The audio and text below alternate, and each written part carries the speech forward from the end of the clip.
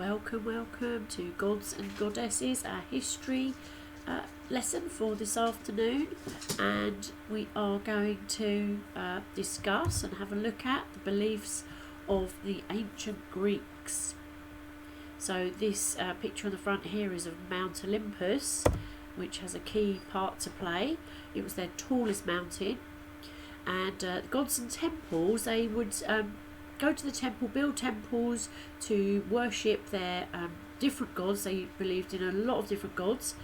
God Zeus was their most important and powerful of the gods, and his symbol was a thunderbolt. We first learned about him in our very first book about Atlantis, with Zeus, Poseidon and Hades, the three brothers. And so, as I said, they believe in many gods. They thought that each god had the control of a different part of their life, and people prayed to them, left gifts and sacrifices and offerings to them in the temple. And they thought that by helping and pleasing the gods, that they would in turn look after them. Okay. So here is the ruins of a temple. You can go and see the ruins of the Parthenon in Athens and different religious sites in Greece. Obviously not in lockdown, but there are, if you ever get the chance to go there, try and go and see some of the most amazing, historical sites that are so old and beautiful. And when the Temple of Apollo was actually up and running as a temple, it was the most important place to go to. People think it's the Parthenon, but actually this is obviously believed to have been a very sacred place, and people travelled all over the country to get to this particular temple.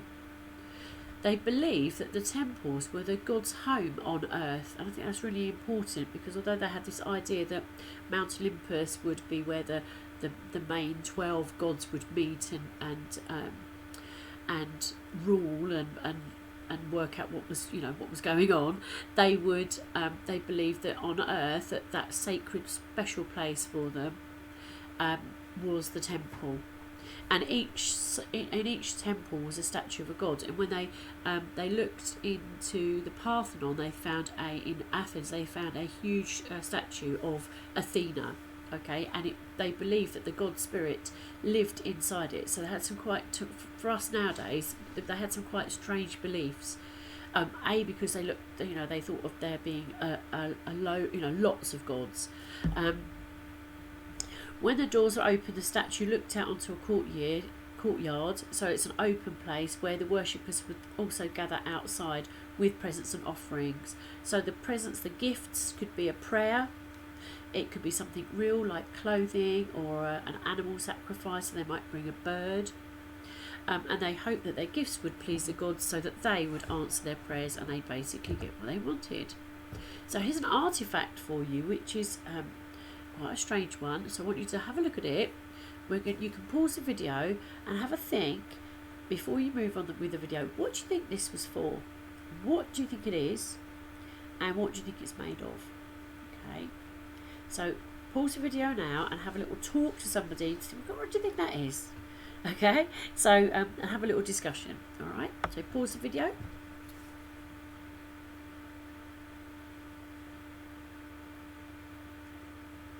Right, you should have had a little chance to have a discussion about that. I did think, when I first looked at it, I thought it was made of bread, and it's not. Okay, so it tells us that people left objects at the temple, and this is a small piece of clay, and it's made in the shape of an ear. Okay, probably about the same size as an ear. And what they think is this person probably had an ongoing earache, and that by leaving this little representation of their part of their body that's hurting, that they might be able to get a cure for it.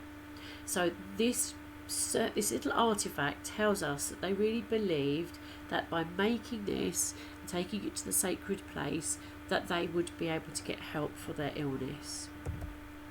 So, as I said, Mount Olympus, this is where they believed the most powerful gods lived, and this is where arguments were settled, and that they decided what was going to happen in the world that they were caring for. So some didn't live there. We know that Hades was the god of the underworld, which was where it was the god of the dead. Okay, so and he comes up in a lot of different myths. Again with his brother Zeus. Okay, so that's another photograph there. That's a modern day photograph of Mount Olympus, and it's saying it's nearly 3,000 meters high, and it's supposed to be absolutely stunning. So Zeus, we're going to go through the well, I can't say the main ones because no matter where you go, because it was such a long time ago, there are sort of 12 at any time, 12 gods at any time being in Olympus, but over time those trends change for the different gods. Some came into popularity and others sort of waned a little bit and dropped off. So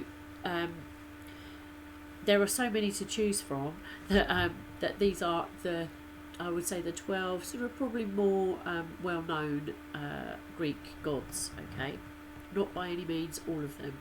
So we know Zeus is the most powerful. He's god of the heavens, wasn't he? He's god of the sky, and he's the king of of Mount Olympus. And he was married to Hera, and she was the one that put the snakes in Hercules' crib, which he squeezed and strangled. Nice. So his temper affects the weather, and if you think about a thunderstorm, that can be quite powerful, can't it? And when he gets angry, he throws those thunderbolts. Okay. So if you want him as one of your most sort of popular, you can. Today we're going to get at the end of the lesson. You're going to write a fact file, and you're going to choose two of the gods or goddesses. You can have one god, one goddess. It's up to you, or two goddesses. Absolutely fine. In order to write about and produce your fact file. Okay. So have a good look at these now. And he defeated his father, so he beat his father in a war to become king of the gods, and his father was Cronus. So we know Poseidon, he's god of the sea and the oceans, the most powerful god apart from Zeus. He lives under the sea, and when he gets angry, he causes earthquakes. And sailors used to pray to him for safe passage. And he rode a chariot pulled by seahorses. There's some very strange and wonderful creatures pulling chariots and getting these gods around. So Hera is the wife of Zeus. She's really powerful, but very jealous and very vain. She loved the way she looked. She's the goddess of marriage, families and birth, and she acted as the protector of married women. And her sacred animal is the peacock. And she had a pair of peacocks pulling her chariot. Okay, so Ares, he's the god of war, really cruel, and even his parents did not like him, so he was a bad boy. Okay, his sacred symbols include the dog and the vulture, which is a type of I think it's quite a big bird that feeds on the on dead animals and sort of rotting animals. And he carried his spear just covered in blood. He never wiped his blood off after he'd used it with his spear. Okay, so Athena, we know about Athena as well. She's the patron saint of the spinners. Do you remember the Arachne and Athena story, that myth when she turned Arachne into a spider? That was her. She's Zeus's child, his favourite, and she's very, very wise, and she's also the god of war. So she's got a goddess of wisdom, and her sacred symbol is the owl. Okay, and she has a city named after her, which is the capital city of Greece today, and Athens. And her temple, her best known temple, is the Parthenon, which is probably, if not the most famous temple in the world. Okay, especially in the ancient world, I would say. Apollo, he was a son of Zeus, another son of Zeus, and twin brother of Artemis, and you'll see Artemis in a minute. And brother and sister were twins. He's the god of lots of different things. He's always played, he's quite a young god, so he plays, and he's quite a musical and artistic god. So he's the god of the sun, music, poetry and the arts. And he often played music for other gods on his lyre. He had a golden lyre, which is like a harp, and he would play to the other gods. He had healing powers. He was the god of medicine, and he's the healer. Hermes, I like Hermes because I know that there's a courier company named after him that transport goods. Even today, it's a big company, and they have little wings on the packages that they say on their logo. And he's another son of Zeus. Zeus is the youngest son, very fast, very clever, and so Zeus made him a messenger. He has little wings on his shoes. I would really like a pair of those, and a pair on his helmet. So he could fly around and move really quickly. He was very loyal, and he was good at being a go-between, which means he was good at sort of, if anybody was in dispute with anybody else or had an argument, send in Hermes and he'd sort them out. Really good social skills. Well done, Hermes. He believed, ancient Greeks believed him responsible for the invention of the alphabet, starting boxing and gymnastics. So here's the twin sister of Apollo. This is Artemis, another daughter of Zeus, and she's the goddess of wild animals, and she's always shown with a bow and arrow, and she is the goddess of the moon, and she would hurt people if they killed animals or injured animals, such as her sacred animals were bears and stags, and her chariot was pulled by stags, so that's male deer. And she's a protector of young children. So Hephaestus, he is the god of fire, and they imagine that he had a large forge, which is like a blacksmith, so he's making weapons. And when they thought that when the and he lived under a volcano, so when the volcano erupted, they thought that was him making new weapons with the fire that was needed. So he returned to Mount Olympus, where he made fantastic magical and magnificent objects for them. And as I said, when the volcanoes went off, they thought he was working. Dionysius was another son of Zeus, and he's the god of wine and theatre. He invented wine, and he was a very kind god. He brought joy, but he also could bring anger. And he taught humans how to grow grapevines and make wine. And Greece is a very big maker and exporter of wine now, okay? Because it's nice and hot. You need hot weather, nice hot dry weather to produce good grapes for wine. So Heracles, or we know him as Hercules, another son of Zeus, and he's got a mortal woman here, but sometimes they say it's a mortal woman. Some other myths say that it's Hera, and he's known as Hercules. He was born on Earth, and he was very strong, and he had those 12 labours which we're doing in our English lessons, and he slayed those ferocious monsters, and when he succeeded, he became a god. And this is a little thing, you know this fact, I like this. When he was a baby, he killed those 2 snakes. Okay, and our final one is Demeter, and she's the daughter of Kronos. So she's a sister of Hades, Poseidon, and Zeus. Okay, she's the goddess of the harvest.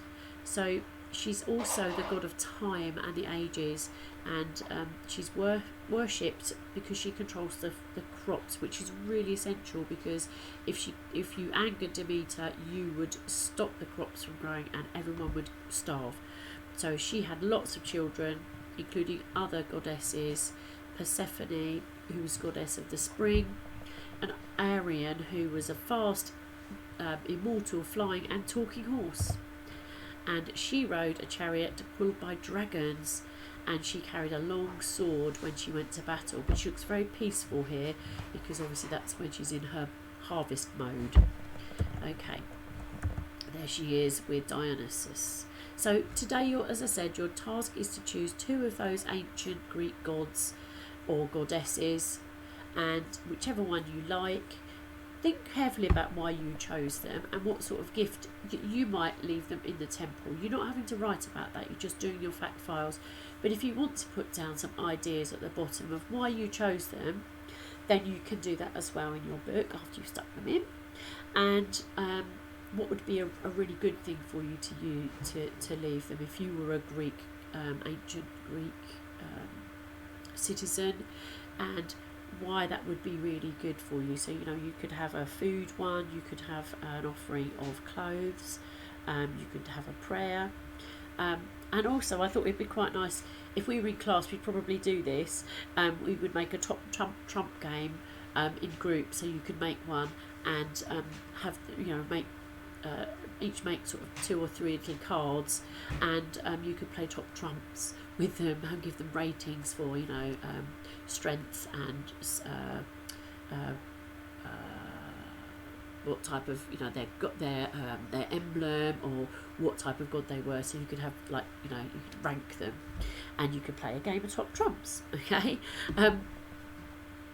so that's it for now. And so get on with those fact files today, and you can choose anyone. There is another information sheet. You don't have to print it out. It's very coloured and it's not brilliant quality, but it was as good as I could muster, and it's got all of the gods that we've seen on here, a little bit of information on there to help you do your fact files.